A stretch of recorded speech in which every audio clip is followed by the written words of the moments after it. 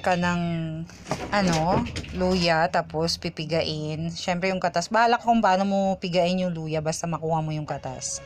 Tapos pag nakuha mo na yung katas, kasunod nito is kukuha ka ng kahit isang egg lang, kasi ang habol natin dyan yung egg white. Yan yung parang pinaka magiging paste kasi malagkit siya, 'di ba? Yan.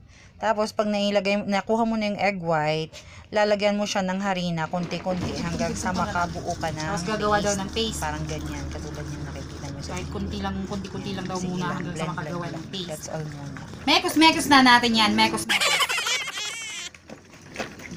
Dagdagan pa natin konti para malabnaw siya. Yeah. Last na siguro to magiging parang paste na to. Yan yung hindi na siya super runny. Hindi, okay na siguro to naman na super dry. Yung maging lang siya, yung parang sticky. So, ito na yung gusto ko siguro. Hindi ako sure kung ito yung tamang consistency, pero at least medyo may pagka-paste na siya. So, lalagay na natin doon. So, habang nagkikill time, tsaka muna tayo. Okay. So, ayan, nailagay na natin sa likod ni Sir ko. Tapos, lalagyan na natin ng sapin.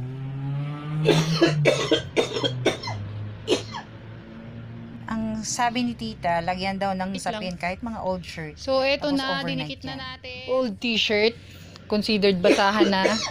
Kasi hindi ko naman na maisusuot dahil hiniwa na namin.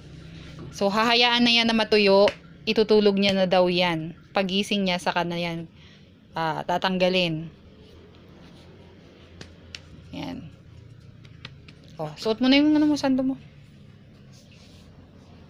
Never gonna get you up. Never gonna get you down.